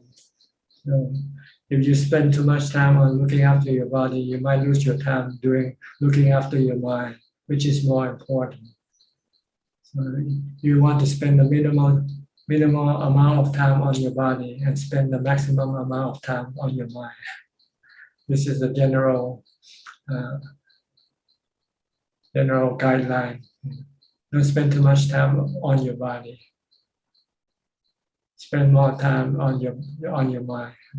Spend as much time as possible on your mind. And the third question is the answer applied to the same group of people who are sick versus healthy? I don't know. It's you just have to look after your body. That's all. The best way you can, and with the with the least amount of time you can. That's the ideal way of looking after your body.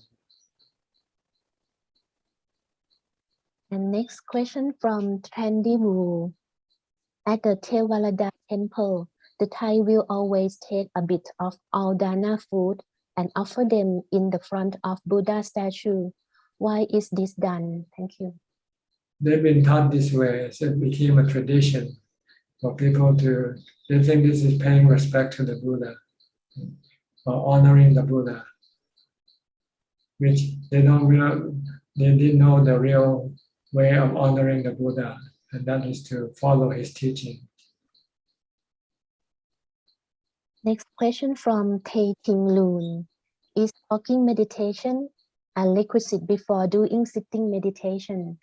Not necessarily. If you can start by sitting meditation, you can go ahead and sit and meditate. But if you find that when you sit, you become sleepy, so you might want to get up and do walking meditation first to get rid of your sleepiness. Next question from Yapto. Namaste Ajahn. I have another question. What is Vichikicha and Silabbata? Can you give an example in real life? Thank you. Vichikicha means doubt in the Buddha, Dhamma, and Sangha. This is the second factor of enlightenment. So right now you're not sure whether there's a real Buddha or not, whether his teaching is real, is good, that it works for you or not to get rid of your dukkha. You don't know this, you can be doubtful. But once you practice, then you can eliminate this doubt from your mind. The second one, Silabbata Paramasa. Like I say, some translate as the attachment to rites and rituals, like giving food to the Buddha image, to make them feel good. Yeah. But this is not the way to make you feel good. The way to feel good is to keep the precept. And last question from Tae Ting Loon. How to tolerate bad parents? Both of them are separate years ago. One of them is an alcoholic. Another one is full of sexual lust. As a child from both of these parents, how should I take care of them without potentially going insane, dealing with their negativity? Thank you. Well, you should just ignore their negativity and focus on their bodies. Look after their bodies, but don't go after their mind. Their mind is something you cannot do anything about. You can only look after their body. Give them food, give them medicine, give them clothing, give them a place to stay if they need a place to stay. But as far as their mind is concerned, there's nothing you can do. So ignore their mind and just concentrate on looking after their bodies. And one more question,ท่านอาจารย์. Okay. Question from Aseng. Prajahn, for an Ariya to go through rebirth, will he or she remember that he or she is an Ariya? Thank you. Well, this is not remembering. Once you are a noble person, you are noble by your nature. You have transformed your mind from the ordinary person to become a noble person. So it's not a matter of remembering. It's a matter of having it, maintaining it in your mind all the time, permanently. Ajahn, Okay. one more question. Okay. Question from Su Lang Ui. Dear Ajahn, what should I do if I'm step on a snail? Thank you. Step on snail and kill the snail. Yes. If it's not intentional, then you're not breaking the precept. It's accidental. So don't worry about it. Except remind yourself to be more mindful, be more careful. And think of yourself as being a snail. What happens if somebody steps on you? Even though not intentional, it can still hurt you. So try to be more mindful, more careful when you walk, when you do things. so that you won't hurt other beings, even though not by intention. You're still hurting other beings. But it's not considered to be bad karma or breaking the precept, as far as the mind is concerned. That's all, ท่านอาจารย์ Okay. Anybody else? One last call. Evie. Okay, Evie. Yeah, Ajahn, this is the final question, but is I think it's important to me. Ajahn, what if what I say is the truth, but people don't like to hear it, and to them this is look cruel, but they agree more with softer words, look good, but it's a lie. Because I just experienced it and they complain to me because of this. Am I do wrong? Yes, you should keep quiet. You should keep quiet. Even the truth sometimes hurts, and you don't want to hurt people with the truth either. Not unless you really have to speak, then you speak. But if there's no need for you to say the truth, then just keep quiet, better. Is the service of installing a wallpaper. I feel this person is too expensive because I have compared it with other, and I'm honest with this person that he is more expensive. But my brother, my sister-in-law and my mother-in-law, it just say, you just say our roof is leaking lah, and we don't put wallpaper anymore. And it's true that the person was offended because I said he was more expensive. Should I lie to that people can be happier to hear it? No, but you should not lie, but you should not say. You just keep quiet. That's the best way. If you lie, you're doing bad karma. If you say the truth, you are hurting other people. So the only option you have is just to keep quiet. But this is my task to find wallpaper person, right? How can I keep quiet, Ajahn? This is my task to find that people. Bhutto. Recite Bhutto. When there's the urge to speak, just keep reciting Bhutto. If you say something else, say talking about the weather, talking about the roof, talking about the rain, whatever. Okay, Ajahn. Next time, keep quiet is better. Okay, silent is golden, Yeah. Okay, Ajahn, thank you.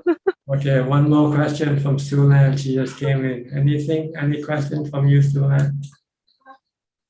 We are closing now. Oh, yeah. Sorry, I joined the session quite late. Yeah, because I actually stepped on the snow and I feel quite bad. Yeah, but I saw that you just answered already. Thank you. All right. Yeah. Okay, then. Thank you very much for all of you for your participation. I hope this meeting will benefit you somewhat and help you advance in your practice. Thank you, Ajahn. Okay. In the meantime, stay safe, stay mindful, and keep on practicing. And I'll see you next week. If nothing changes, if everything is okay, I'll see you then. Thank you and goodbye. สาธุเจ้าค่ะ สาธุ ท่านอาจารย์ Thank you ท่านอาจารย์ Thank you. Thank you. Bye bye. Thank you, Edwin. Thank you, everyone. Bye. Thank you, Edwin. Thank you, Edwin. Thank you,